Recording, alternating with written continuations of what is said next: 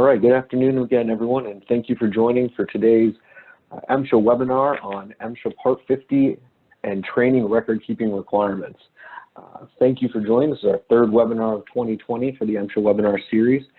My name is Nick Scala. I am the chair of the MSHA Workplace Safety Practice Group at Conn Carey, where I represent employers all over the country, both production operators and independent contractors in litigation against the Mine Safety and Health Administration, in addition to just contest work and handling and managing investigations, whether that is special investigations or whistleblower investigations or fatality and serious incident investigations. So we can kind of help you out whether you're talking about what records do I have to maintain, which we're going to cover today, or if you are having a more interactive experience with the agency. So what we're going to talk about kind of in order is our agenda for the afternoon, and that is a review of MSHA's Part 50. And I put 30 C.F.R. because that is the Code of Federal Regulations that the Mine Act and its regulations are included in. Specifically, Part 50 is going to be the part of 30 C.F.R. which covers notification and investigation and reports and records to MSHA. And that's going to include an overview of the record keeping and reporting, and that's going to be injury and illness reporting as well as investigation reporting. And then we'll also take a look at what are we required to maintain and for how long in Part 46 and Part 48. Including what happens when we have contractors on site in both the Part 50 and the Part 46 and 48 record keeping requirements. So a lot of this is going to seem pretty straightforward because these requirements for the most part are included in the regulations. However, it still is an area where we continue to see a lot of citations issued.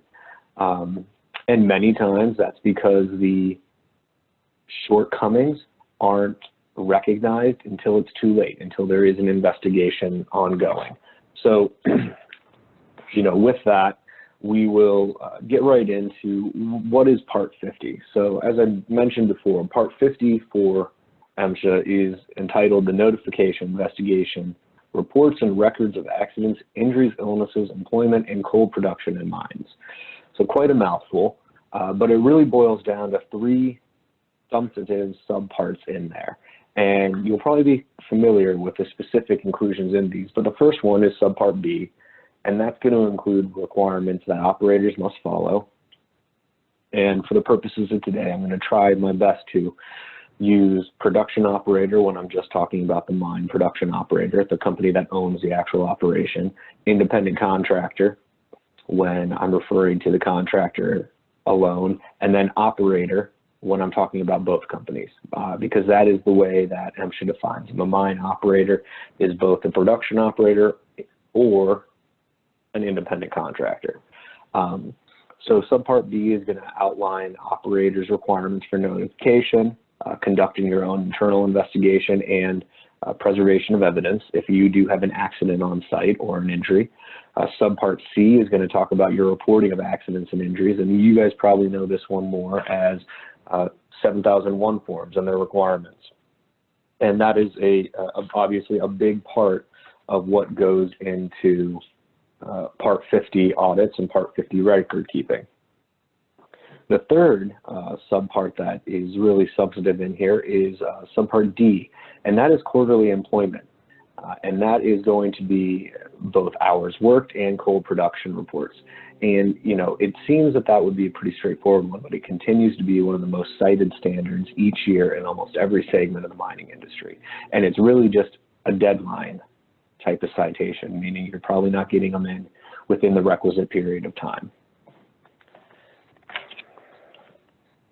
So if we're starting to look at Part 50, as I mentioned before, we typically don't see a lot of Part 50 citations outside of the quarterly or production reports unless there's an audit. And a Part 50 audit isn't something that takes place often. They can be triggered by many different occurrences. If you have an accident or a serious injury at a mine, it is most likely that a Part 50 audit is going to follow. If you have a fatal accident at your mine, a Part 50 audit will absolutely follow that is outlined in MSHA's guidance. If you have a development of noncompliance or development of a pattern of noncompliance with reporting, that's going to trigger one. And what do we mean by that? Well, you have, a history of not submitting your quarterly reports on time, then MSHA is going to start thinking, why aren't they doing this? What else aren't they maintaining their records for? And it could lead to a Part 50 audit. Also, hazard complaints are oftentimes a incident which will spur MSHA to complete a Part 50 audit, and that's specifically if they are going to be complaints that allege non-reporting of injuries. And that's really the area that Part 50 audits typically focus on. Obviously, they're going to look at your production reports, your quarterly reports, but when we talk about Part 50 audits, they're most likely going to be focusing on your 7001 forms. Have you been completing investigations that are required under 50.11 of the regulations? These items are going to be the most common focus of the audits. And the audits can be pretty invasive oftentimes if we don't know what to expect in this process, or maybe we aren't prepared or don't have our records organized well enough. It can be a very frustrating inspection, and it can also be an inspection that results in a lot of citations, because this is also an instance where MSHA very much will follow the per instance issuance. So if you have, 5 quarters that reports were submitted 3 days late, you're going to get a citation for each one of those quarters, most likely. They're not going to bundle that.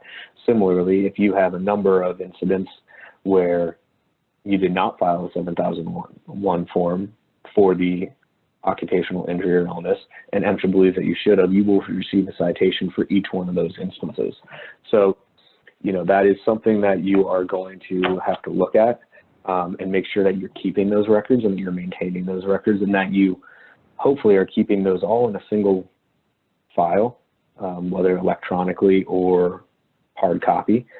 Probably going to be a combination of both, especially if you and your company have multiple sites, or if you're a contractor who has operators or miners working in multiple facilities. But nonetheless, a lot of complying with Part 50 is just knowing these minimum requirements and then keeping that organization going as you move forward. I'm not going to talk about immediate reporting a lot because, we're looking more at the record keeping side of this, but I will just say that there is a record keeping part of your immediate notification. When I say immediate notification, what I'm talking about is up on the screen right now, and that is MSHA's regulation after 50.10, or as everyone probably is more familiar with it, the 15-minute rule. And the 15-minute rule is triggered if there is an accident at a mine site. And kind of the most common ones are listed under this first rule in 50.10. So death of an individual at a mine site, and that doesn't matter if it is an employee or a non-employee. It can be a visitor, it can be a vendor, it can be a delivery person. You still have to notify MSHA if someone dies within 15 minutes of management becoming aware of it. An injury that has a reasonable potential to cause death, which is obviously much more subjective. But also MSHA defines accident specifically in its definitions, and all of these apply to that 15-minute rule. So I would just encourage everyone to very much review this definition clearly or closely, and make sure you outline which ones of these 12 are most likely to occur at your mine site. And you want to make sure that the individuals who will be in charge or be at the mine site are aware of these as well, and the 15-minute reporting requirement, especially if you're going to have a manager on site. When I'm talking about the kind of the record keeping side of this, I want to talk about it in a couple different ways. I think it's incredibly important that each company have a procedure outlined and documented as to how they will make contact with MSHA in the event that this 15-minute rule is invoked. And that's going to be outlining who you notify and which person is supposed to be calling MSHA, or maybe which couple people are going to be tasked with calling the agency in the event of an accident. How are you going to get in touch with those people? Is it different people responsible at different points in times? Who is responsible for contacting MSHA if you have a contractor on site and there's an incident which brings this 15-minute rule into consideration? You know, have you discussed that with your contractors where they know that they are responsible for contacting MSHA in those 15 minutes, or is the requirement that they contact someone at the production operator and then the production operator contacts MSHA? So either way, you know, you need to have these items laid out. I recommend you have them documented and written out just for the sake of clarity. And especially with a contractor, you want to make sure that it's abundantly clear who is responsible for what, because in the event that neither party calls MSHA within 15 minutes and there is a contractor injury, which you have that 15-minute rule really brought into consideration, both parties can be cited. And MSHA will cite both parties. They'll try to narrow it down, but if there is confusion about who really was responsible, it's going to defer back to the production operator. So you want to be clear with that. You want to have your procedures outlined. And also, if you ever do have to make these phone calls, which I hope you all don't, but if you ever do, you want to make sure that you keep a record of who called MSHA's hotline, what time they called, and the information that was provided. Now, when you first call that 1-800 number, you're going to get someone who works in a call center, and they're going to have a script, and they're going to ask you those specific questions. You want to document what you're providing at that point in time, and also the time that you called. The next phone call you'll also want to keep a documentation of is when that assigned individual from MSHA's district calls you. And that will be an assistant district manager or the district manager or some other MSHA official, depending on the day and who's on call. But you'll also want to make note of when that conversation took place. And again, this is really just to have, you know, a lot of clarity in our process for when the injury took place and when the company management was notified and when MSHA was contacted. Because if you are outside of that 15 minutes, you know, MSHA can issue and will issue these citations. They have a, you know, relatively large minimum penalty, around $6,000. And so, you know, we want to avoid those as much as possible. And if there is ambiguity as to why we maybe didn't call in those 15 minutes, having a record of, you know, when management found out, what was that time? When they called MSHA, what was that time? Or do we still have 15 minutes there? Or, you know, information in that respect is helpful for the company to maintain. Another part, and it follows directly after this in the regulations, is our own internal investigation records. And sometimes this is an area where we also, if there is a Part 50 audit, can get into trouble, because many companies don't know that they're required to maintain their own investigation records. Some do, but don't know for the entire scope of what they must maintain. So I'm going to flip forward in the screens or in the slides and flip back. But the next one is actually the language of the regulation. And the part that I want to look at is Part B. And it says the first sentence, which I've highlighted in orange, each operator of a mine shall investigate each accident and each occupational injury at the mine. And then it goes on to tell you what has to be included in that investigation and the report. And that is, you know, relatively basic information, but where companies are often get into trouble is they don't do this for each occupational injury. And an occupational injury, you know, is a definition, and it's a term that we probably hear a lot, but maybe some people don't know what it is specifically. And it's a very important definition when we're looking at Part 50 requirements and reporting requirements. And that's because MSHA expressly defines an occupational injury in Part 50.2, which is their definition section. And it is an injury to a miner which occurs at a mine site for which medical treatment is administered, or which results in death or loss of consciousness, inability to perform all job duties on any day after an injury, temporary assignment to other duties, or transfer to another job. So that's a very, very broad definition. That is also a triggering event for filing our 7001s, and it's something that I think is unfamiliarity by the industry with that definition leads to a lot of these Part 50 citations, because much of the time we get lost in the question of medical treatment versus first aid, and we'll talk about that a bit more. But it also says that an occupational injury is all of these other things, and it can be as really as menial as a temporary assignment to other duties, so restricted duties, or transfer to another job, which again could be considered restricted duties. Each one of those you're going to have to do this investigation for. And when you do this investigation, you're going to have the date and hour of the occurrence, the date the investigation began, the person's in participating, description of the site, the name and occupation, and a sketch, possibly if necessary, and description of steps taken to prevent future occurrence. And the last one is identification of any report. So that's going to be linking it back to the 7001. Now, there is a bit of a caveat that mines with less than 20 or fewer than 20 persons, miners working at it, they can just keep their MSHA 7001 form for this 50.11 report, but only in the event of an occupational injury. So not if there's an accident. And whenever we're looking at the term accident in MSHA regulations, we need to come back to this definition. So essentially, if we have an event which triggers a 15-minute rule, and we're a mine with fewer than 20 people, we cannot use our 7001. But if someone gets assigned to another job duty or has another type of occupational injury, a 7001 can be used for this internal investigation record.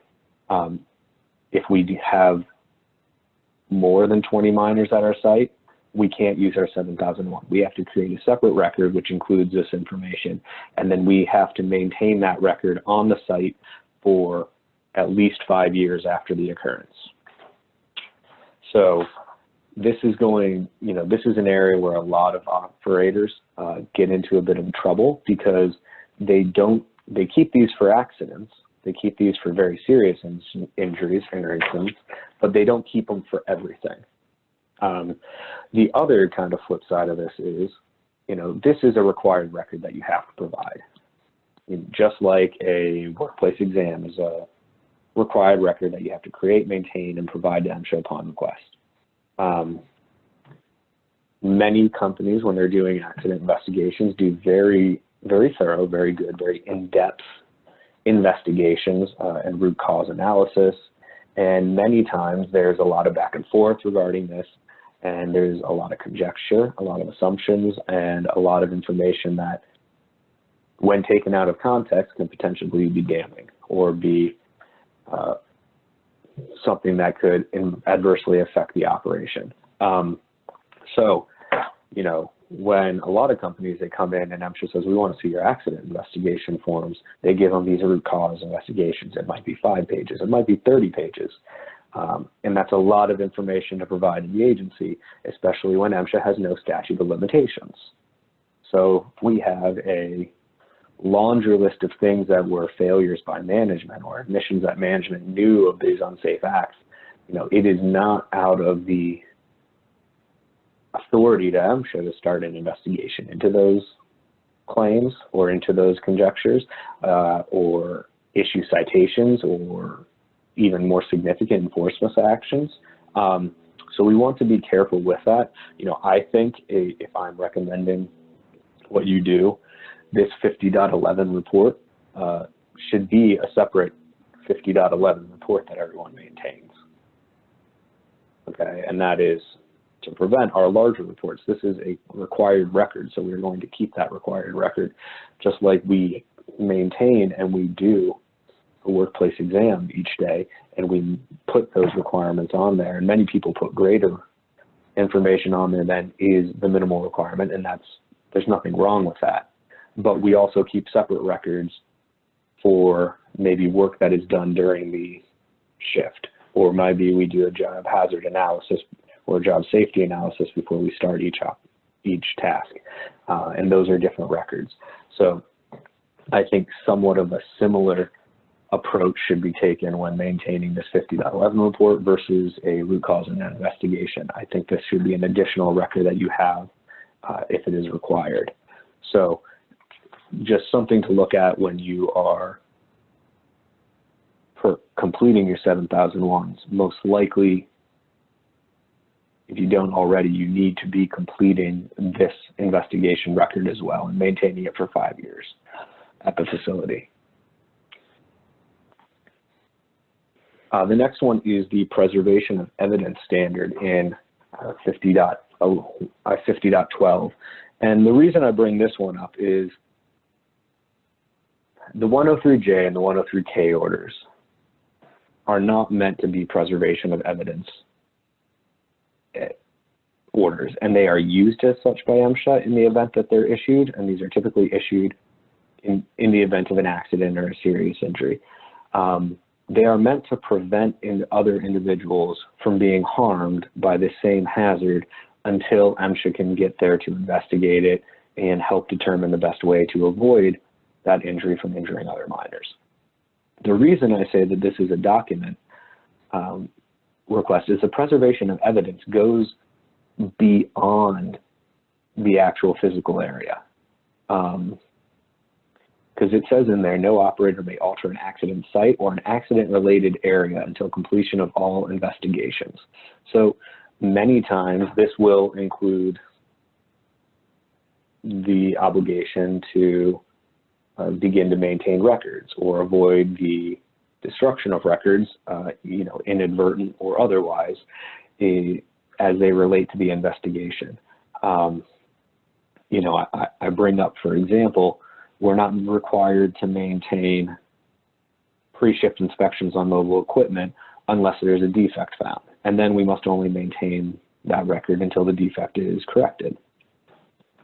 But if we have an incident involving a piece of mobile equipment, we most certainly do not want to get rid of that daily production or pre-shift inspection record if we have one. And we can't get rid of that, or we shouldn't get rid of that until the investigation is completed. So that is something that we want to be considerate of and look at as we go through the accident and the investigation side. And it applies when MSHA issues these 103K and J orders, but it also applies just when the accident occurs. I've seen incidents before where an accident has occurred, MSHA was not notified immediately, and maybe that's because it was not immediately notifiable until a later date. One of the terms of an accident is an event which leads to results in the death of an individual after they've left the mine site. So you could have someone who leaves and you think they're fine. Then their conditions worsens, and you must contact MSHA.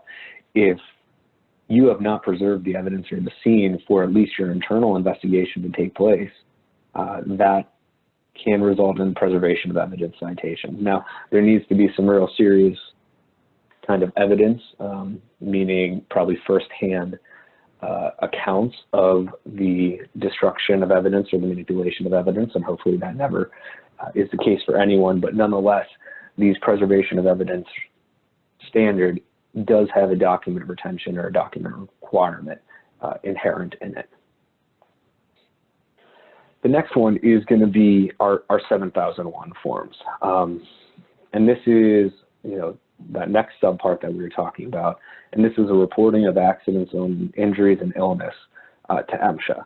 So we briefly addressed what is required and when we have to submit a 7001 to MSHA. And, excuse me, and that is going to be whenever there is an occupational injury or an occupational illness at the mine. And, you know, a lot of this is going to revolve around, when we're determining an occupational injury, more specifically, the evaluation of medical treatment during work stay.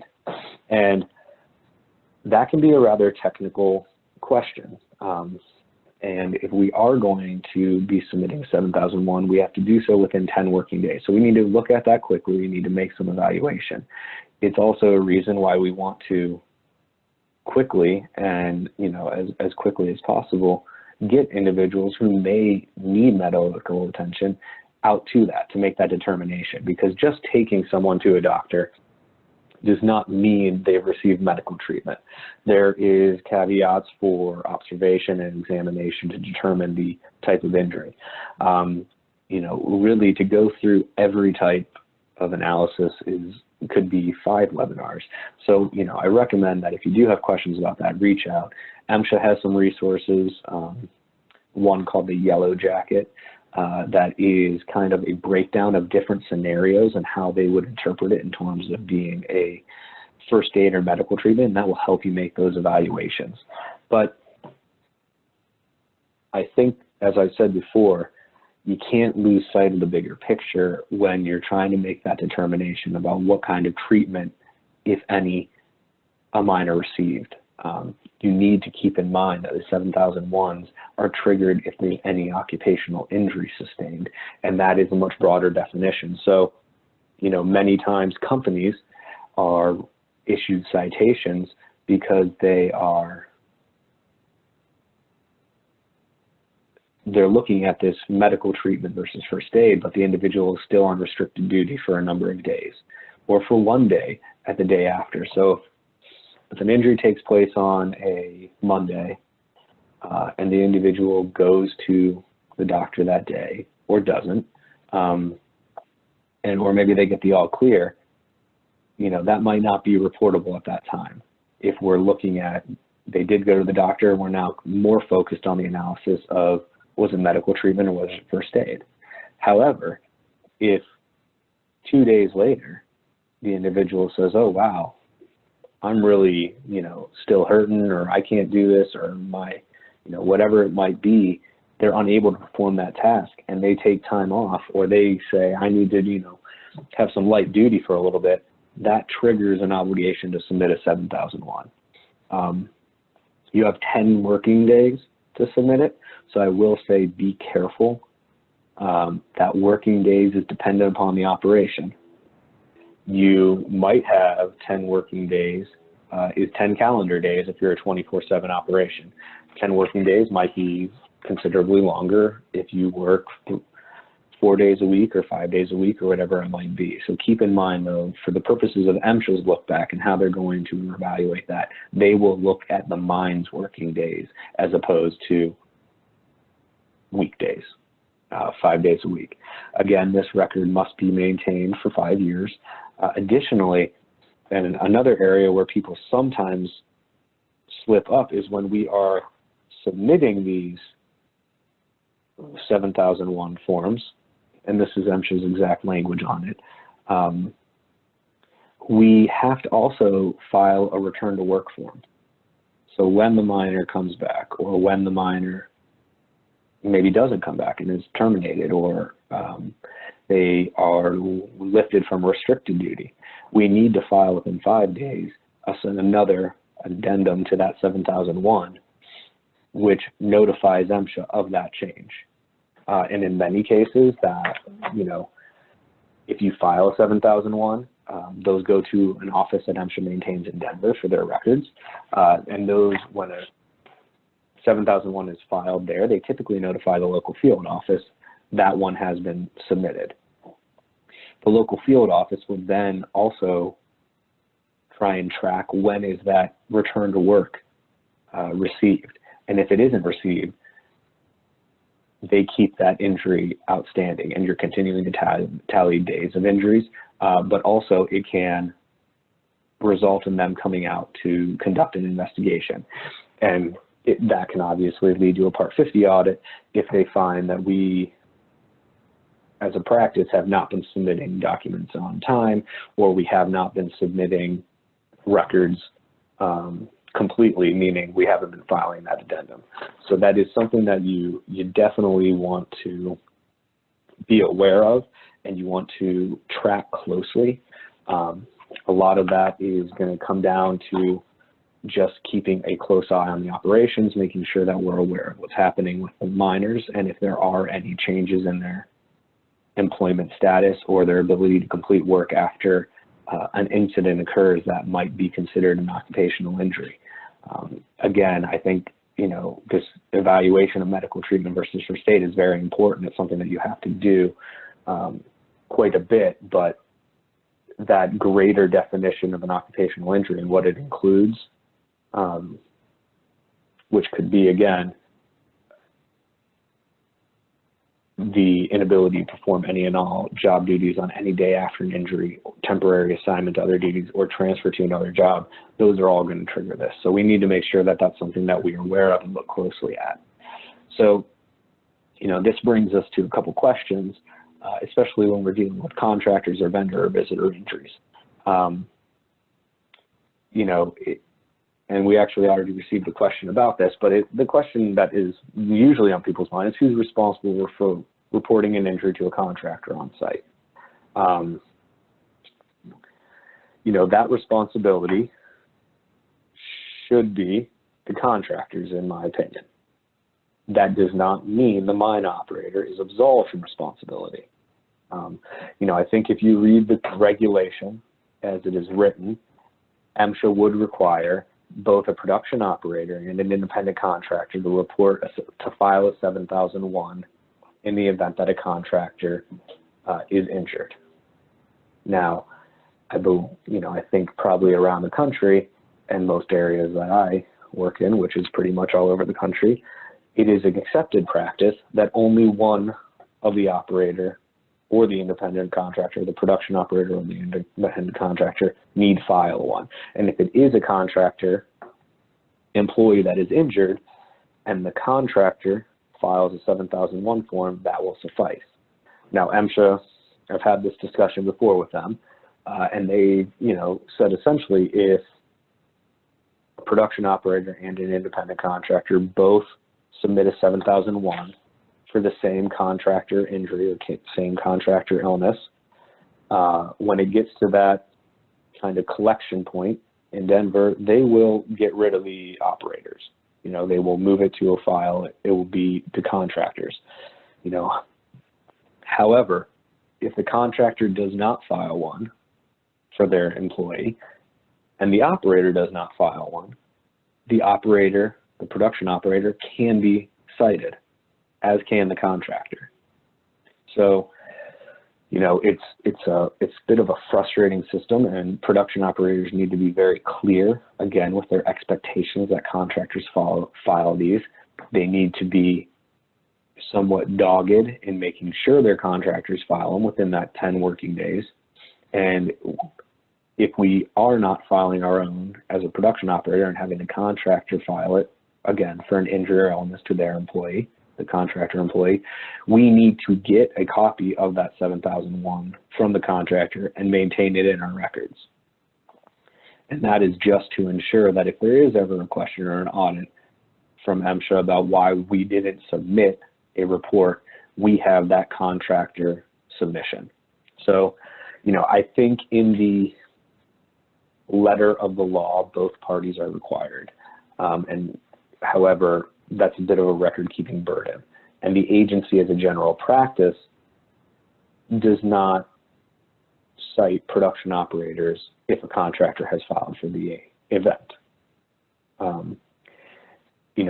One vague area, or one area where it gets a bit gray, is MSHA has to, or has evaluated in the past, that some contractors are really more employees of the production operator, and therefore in those situations the production operator needs to file the 7001 even if it's a contractor employee. Now, this was really something that MSHA was doing, probably 6 or 7 years ago. They were hammering on this pretty hard, and it was looking specifically more so at temp workers or contract workers that you came in and they weren't providing a specific service, so, drilling and blasting or construction. They weren't working with their crew doing a specific task, but instead you were essentially getting contract workers to come on site and just integrating them into your workforce for a labor pool increase.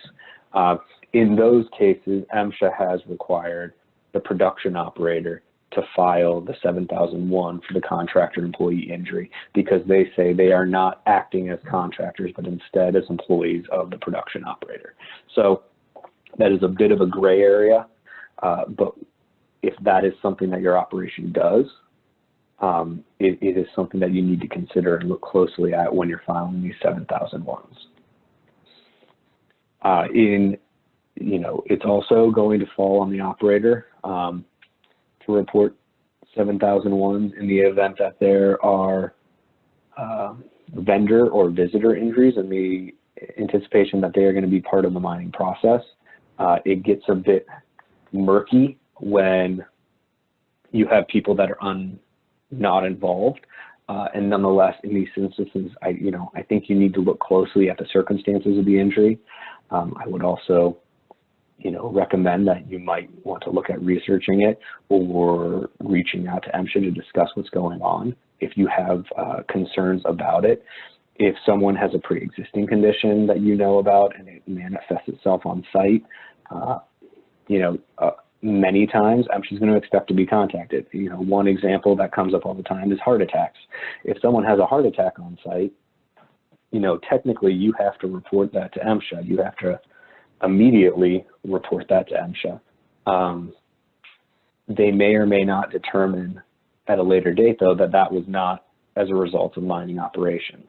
So many times it's important that you report or at least contact them so that you can get some guidance on what is going to be required. It is a bit of a moving target when you have vendors and visitors on site. If there is an injury that's reported after the individual leaves the mine site, this is another area where we often, try to figure out what we should be doing and how we should react to it. Again, I think this is one that has to be evaluated from the instances. If someone is on the mine site for the day and goes home and has a heart attack, I think it's less likely that we need to file a 7001. If someone falls over and, injures himself at the mine and then leaves and then their condition worsens and they're an employee, that obviously is something that's going to be reportable, even if they're a contractor. If they're a vendor or if they're a visitor, again, I think you need to look at what was taking place when that individual was injured. And we need to get some more clarity on kind of the facts in that situation. A lot of these determinations are going to be fact specific. So as much as I want to be able to give you guys a black and white list of everything that you must do, we have to evaluate those facts that are leading up to each question. I see one question that's coming over the chat. Where is this return to work form found? It's on the same MSHA database. MSHA has a area on their website that is going to contain the 7001 form so that you can submit that electronically, or you can print it off and mail or fax it in, whatever you're going to do. And the 7001 return to work form is part of that. So what you're going to do is you're going to submit that additional information on the 7001 or on the attachment to it, but it can be found in the same area. It's just an additional section that you can't really complete at the time that the initial 7001 is completed. So we've talked a bit about these records, and I don't want to beat a dead horse on them as we're moving through this.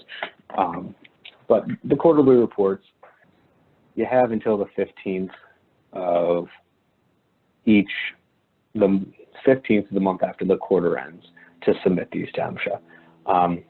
For metal, non-metal operators, for contractors, you're going to be submitting your hours worked. That needs to be in by either January 15th, July 15th, April 15th, or October 15th, and I apologize if those dates are out of order. But this is a hard deadline.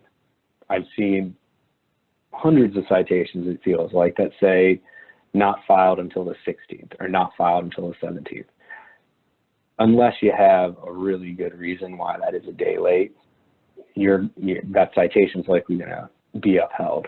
And that is because it's a hard and fast deadline. We had a date and we didn't do something by that date. is, as I said before, one of the most cited standards.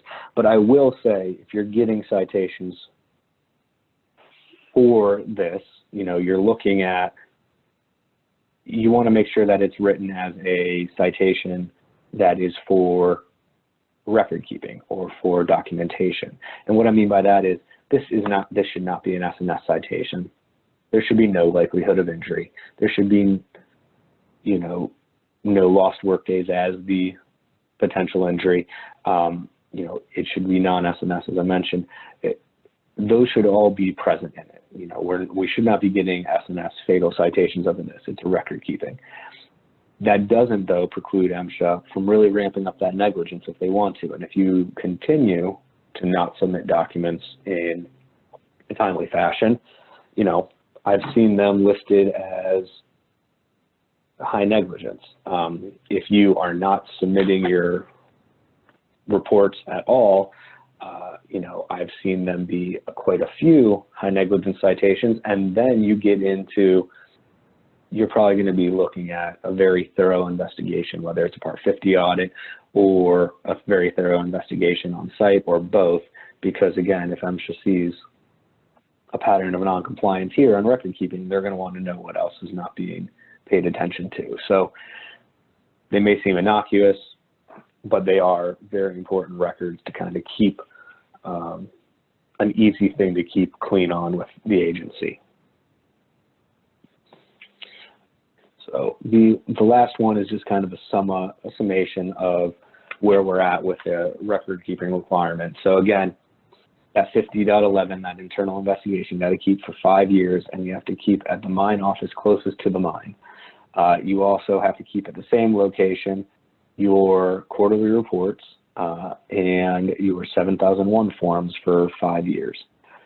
Now, I will say, and this is going to really kind of apply to everything, is MSHA is loosening their stance on keeping hard copies at locations. They are allowing you to keep those files electronically, but the caveat being they have to be able to be printed off at that location. So, you can keep your files electronically as long as they can be given hard copies to the agency at that mine within the time frames required. Given the situation right now with COVID-19, the exchange of paper documents is being discouraged. It's not forbidden, but it's being discouraged. So MSHA is actually accepting more files electronically in format by email, and we'll see if that continues, because that might change how the old school way that they look at record keeping and document maintenance is applied at the site. But right now, you still need to be able to give them hard copies when the inspector is there.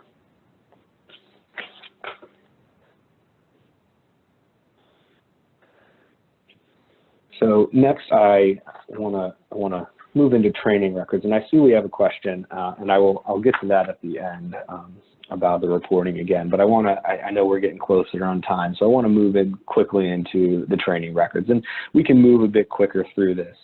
I think there's less explanation, but again, I just want to let you guys know we don't have time, unfortunately, in these webinars to really do every possible equation or every possible record that has to be maintained and how long.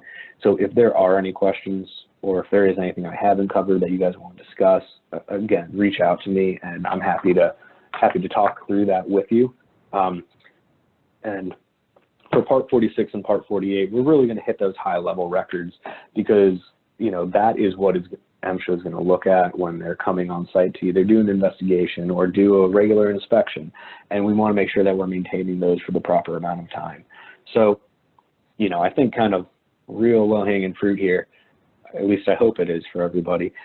Part 46 and Part 48 plans, hopefully you know which one applies to you. And again, if you don't, feel free to reach out to me and we'll talk about it. But these have to be maintained. Every production operator has to have a training plan. Independent contractors need to have training plans if they're frequently working on mine sites. I think if you're going to get into that definition of whether or not you are a contractor or whether or not you're a miner, again, that's going to be looking at some very specific information. So if you're a contractor that works in the mining industry or on a relatively regular basis, you need to have a training plan, and it needs to be the right training plan.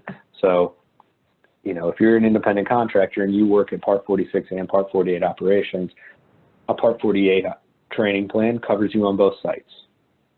I know there was some pushback around the country in the last couple of years that some districts were requiring different plans between Part 46 and Part 48.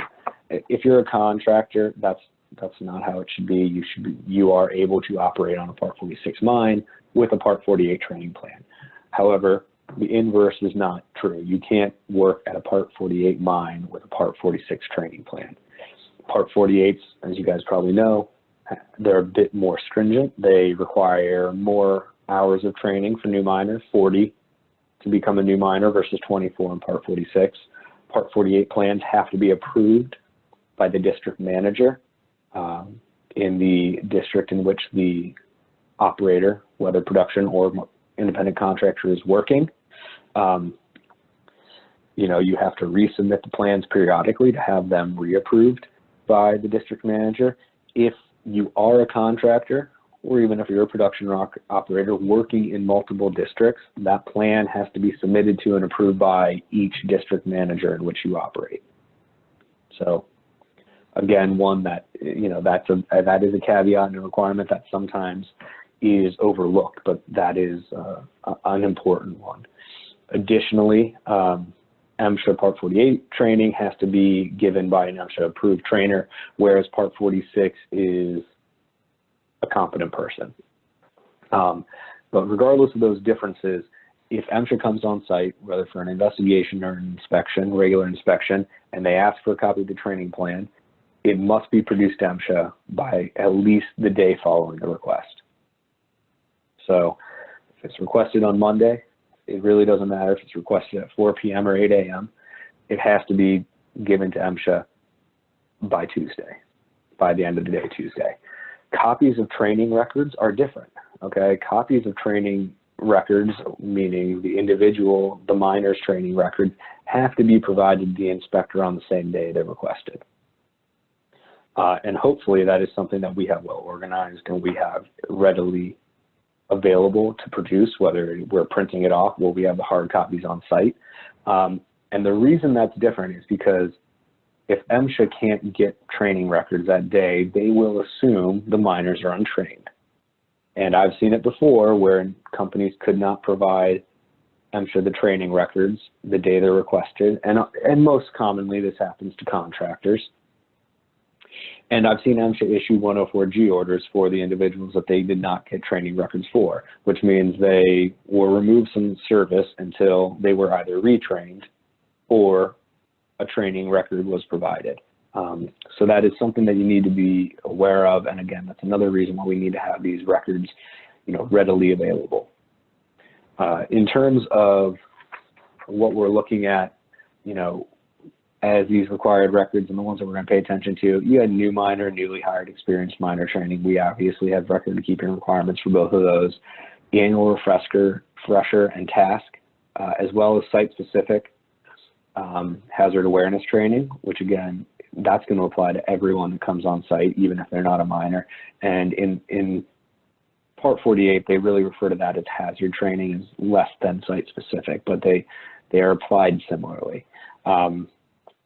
As I mentioned, MSHA is allowing these records to be maintained electronically, but you have to have the ability to produce them at that facility. So keep that in mind. For Part 46, the training requirements are a little bit more lenient. Their records must include the information that I got up on the screen right now. So just the full name of the person trained, the type of training, duration, the date, and the name of the competent person provided that. I will say for all types of training, whether task or otherwise, we have to list every competent person in our training plan. So make sure they're included therein. We also need to complete the name of the mine or the contractor. That's pretty straightforward. There has to be this false certification statement printed in the document in some place. Again, that's just acknowledging that we cannot falsify it. And then oftentimes, one of the areas where we see a lot of citations is the last one. So the certification that the training was completed by the person responsible for safety and health at the mine site. It's a very simple thing. It's just often an overlooked thing, especially if we have one person over multiple mine sites, whether it be a safety director or a superintendent, and other persons are completing the training as a competent person, but that person has to sign it. We want to make sure that that is getting done, because those certifications can result in enforcement. These can all be done. These training records can be maintained using MSHA's form, and that's the 5023 that you're all probably aware of. However, in Part 46, if you have this information included, you aren't required to use that form. Now, I think it's typically easiest to use MSHA's forms for most types of training, but it's not required. And most commonly where we see people kind of depart from this is in task training in Part 46 operations, especially if you have individuals being trained on a number of different pieces of equipment. I've seen graphs, I've seen charts, I've seen spreadsheets. As long as they have this information included in them, that is sufficient.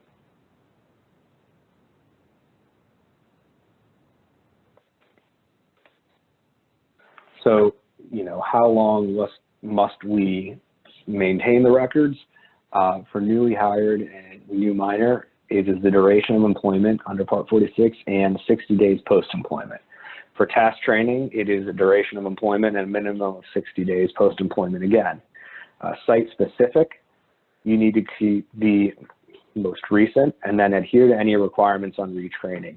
Under Part 46, MSHA does not have a specific requirement on the frequency of retraining for site-specific.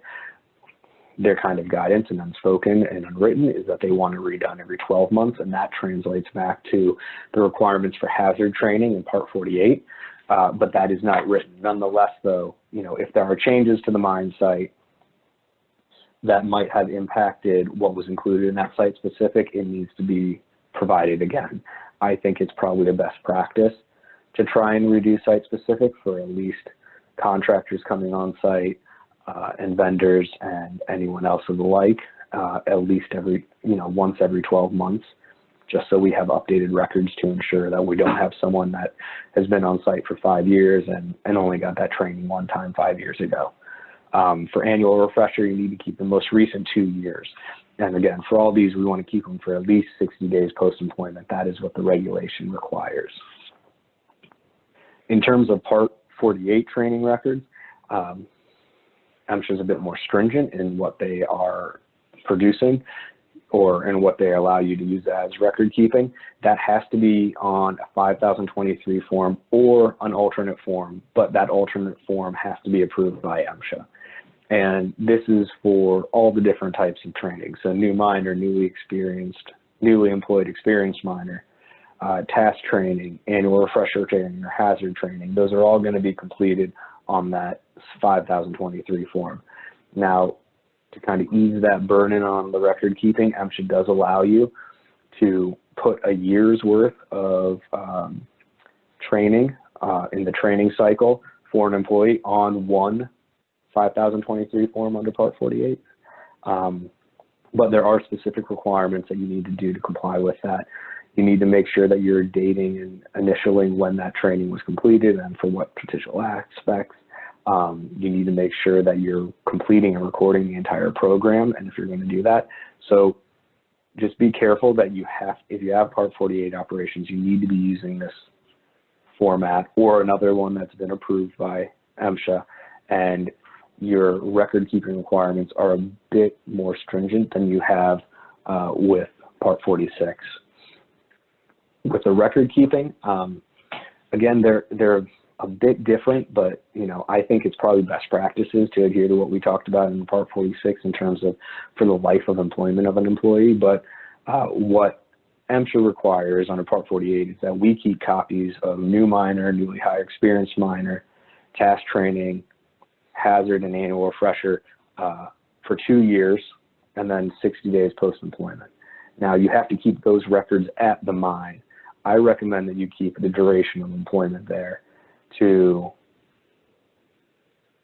just cover yourself. And, you know, again, I think on the annual refresher, you can stay back at most recent 2 years. But for new miner, new high experienced miner, I'd want to keep that record at the mine site for as long as they had it. You know, and again, all these records, and I should say that for Part 46 out to Part 48, if miners should be provided copies of them. And if they leave, they should be provided a copy at their request. So, you know, it's probably best practice to just make sure we're providing them when they are required to have them in Part 48. That's once the training has been completed, once the record's been completed, or at request. So there's no question that if someone goes to another mine, they're going to have their paperwork with them. In terms of contractor records, I think this is an area that has been looked at much more closely in the last year or so and will continue to be. And, you know, that is largely because MSHA's, one of their 2020 safety initiatives was contractor safety. And they said that the area of emphasis when doing this was going to be, were contractors trained? And that's due to a spike in fatalities last year in the contractors. And they found that most of those were due to what MSHA believed was inadequate or lacking in the training area. So they said that they're going to look at production operators for enforcing these items. They're going to want to make sure that the contractors know the difference between whether they need full miner training and only site specific. A lot of that's going to be put on us, I think, as production operators to make sure we're auditing them and making sure that we're looking at what they're doing and is it compliant.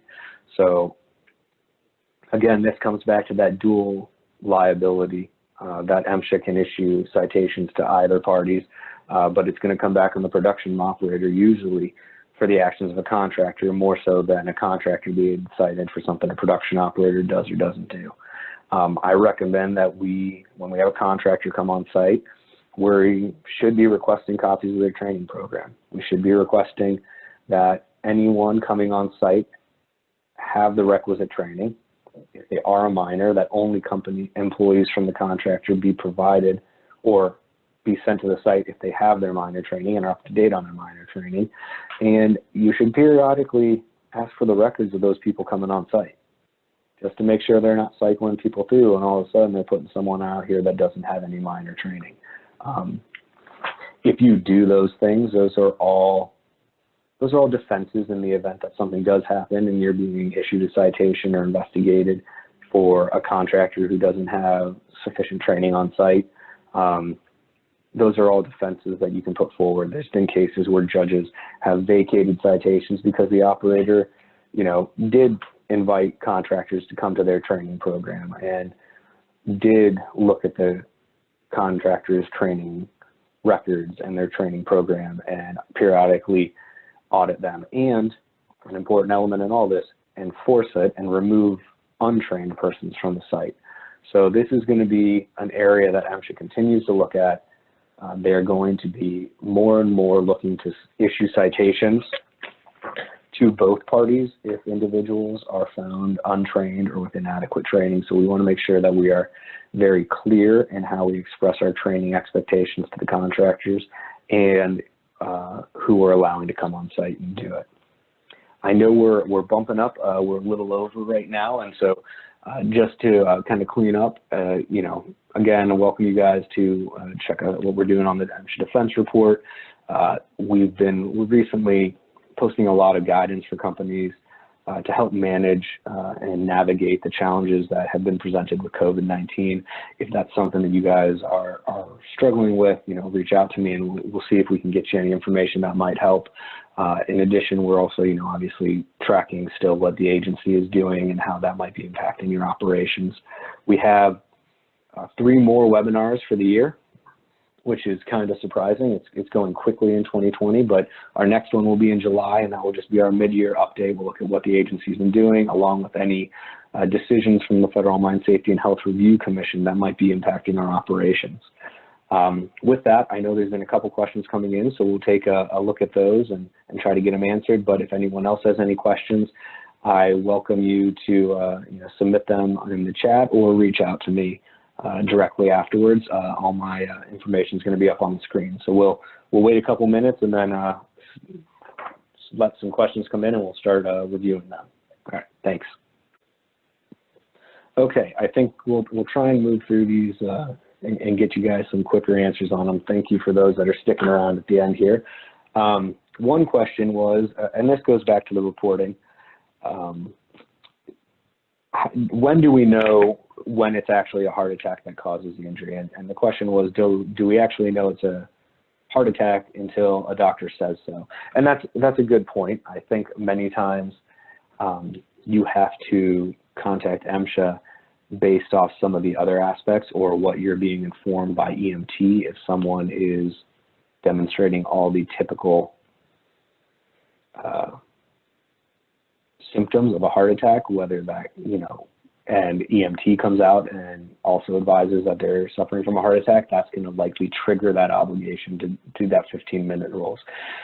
The problem with that 15-minute rule and its application to everything that occurs on a mine site is that was not its initial intent. Its initial intent was to prevent occurrences like happened at some of the large coal mine disasters in the early 2000s, where MSHA was not notified in a timely manner, that miners were trapped, therefore rescue squad teams could not be raised in a timely manner, and unfortunately, tragically miners perished because of that. That is, the intent of the 15-minute rule. It was, it wasn't intended for MSHA to get there before someone actually passes from a heart attack, but nonetheless, that is something that they consider a injury that has a reasonable potential to cause death. So if you are informed that someone is having a heart attack by EMT, that, that is what you need to submit. If anyone else, is going to look for verification of what a doctor says a day or two later and then contact MSHA, I would just say prepare to be issued a citation for late reporting. One question has to do with the Part 48 plans and submission to districts. It's asking that this individual is under the understanding that once a 48 plan has been approved by another district, it must be given to the district office where work is being conducted for review, but not necessarily approved. Unfortunately, I think that's an area where we don't have a lot of consistency from the agency, because I have come across several instances where Part 48 plans were approved in one district and then submitted in another, and modifications were required before they would approve the plan. And, it's an area where the districts aren't really, I should say, consistently interpreting that or consistently approving the plans, and I think that they should be. And typically, if you get the initial district, talk to them maybe about what's going on, or get on the phone with the district manager who maybe not be approving the plan or agreeing to it. You can probably talk through it relatively quickly and make sure that they know it's approved elsewhere. But it's unfortunately somewhere I think that the intent was that the plan must be given so that it can be reviewed, not necessarily approved. That's probably how it was intended to be. But some district managers or assistant district managers or acting district managers, whoever might be reviewing that plan, I have experienced in the past year them refusing to approve contractor plans. And typically, again, this is with a contractor that I have seen it, where it has been approved in one district, but they're not approving it in that district without modification. So I have seen that. That's why we included it in here. If your experience is different and you haven't been given that necessarily next level of required approval, good for you. I think that's how it was probably intended to be. But just be aware that you still need to submit it to the district.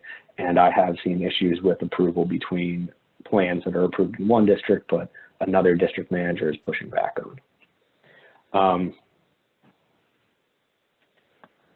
So there was a question coming out of what trainings does MSHA accept if taken online? So they are beginning to accept more trainings taken online, but it has to be the information or the parts of the training that can be completed in such a fashion. And almost all new miner training or newly hired experienced miner training has elements that must be completed in person and at the mine.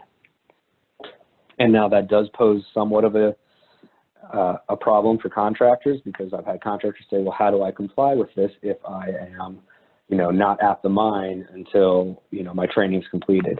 And, you know, that's where the site specific comes into play and why we have to have that site specific. But if we're just talking for a specific miner who is going to work at a production operator, you can do certain elements. You can do the first aid training. You can do training on lockout tagout. You can do training on other procedures such as that, or other topics that are included online, but you have to look at what is specifically going to have to be taking place at the facility, and there's going to be the tour.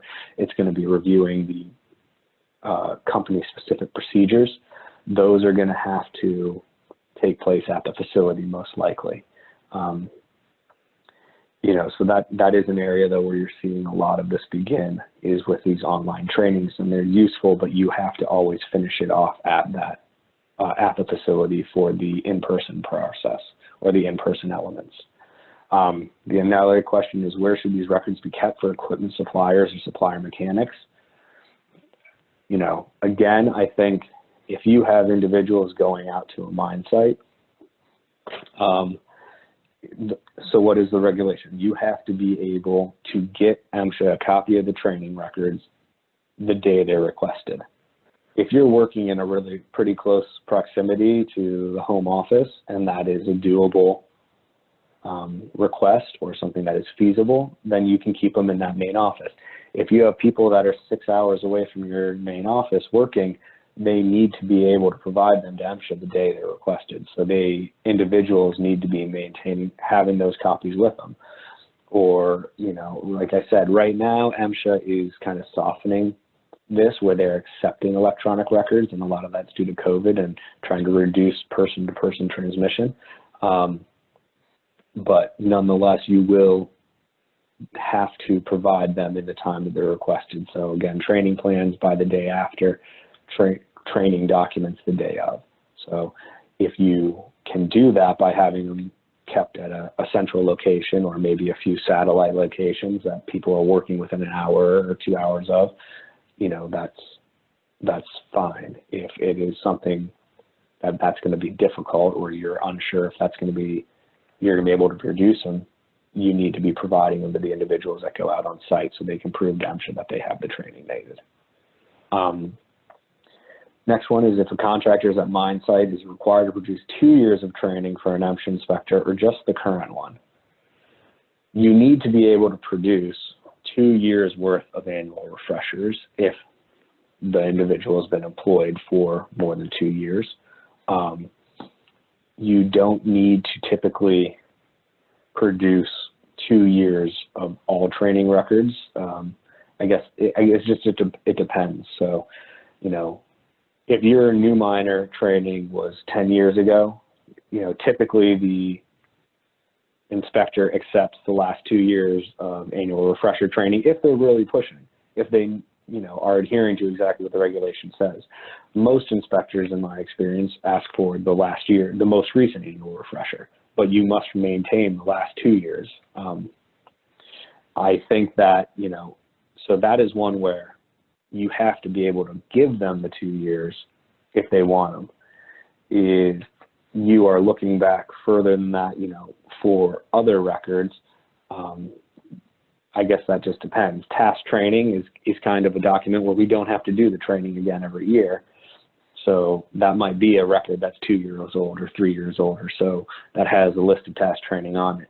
The site specific, again, MSHA doesn't require that be done on an annual basis if you're a Part 46 mine. If you're a Part 48 mine, it does have to be done once every 12 months. So you need to make sure that you can provide that most recent one.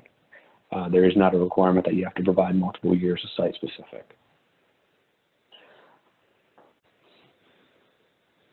I hope that answered that question. I think it just depends upon what specific record they're looking for. Next question is, should a 7001 be filed even if more than 10 days after the injury?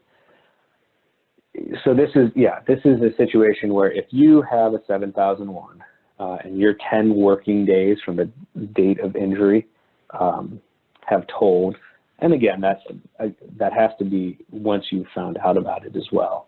And typically those are the same day. Should you file? You should file because the longer you just kind of leave that hanging out there, the more severe the consequences if MSHA finds out. If you submit it 10 days or 11 days or 15 days later, can MSHA come out and issue you a citation? Of course they can. Hopefully you have about a reason as to why it was submitted late. But that's probably going to be a relatively minimal citation. If MSHA comes out for whatever reason and they find out that you've had multiple injuries or one injury that was, 6 months ago and you never submitted, again, they're going to probably issue a citation, but it might be more severe now because you've had other injuries since that you have submitted for, or maybe you haven't, but there was others before. So the longer you wait, there's questions as to why you waited that long, and the negligence can increase. The severity of that can be greater. So I would say even if you're late, you should report if it is a reportable incident. And hopefully you're looking at that and making sure beforehand that you know whether or not it is reportable. But, even if you are a little late, I would report a reportable incident. I wouldn't be afraid to report it to MSHA just because you're a few days late if it is reportable, because the longer you wait, the more severe those consequences could be if it's discovered. The last question is just about one of the slides. I will be sending out a copy of the presentation in the next few days so you guys can get access to all the slides there. But it is the safety initiative slide. I think that was resulting in contractors or referring to contractors. So I'll put that up on the screen right now for whoever was looking for that. So I appreciate everyone's questions today. I hope we answered them. If not, if you want to talk about them a bit more, please let me know. Reach out to me. I'll put all my contact information back up on the screen. But thank you for joining us. Everyone, be well and be safe, and look forward to talking to you again in the future. Thank you.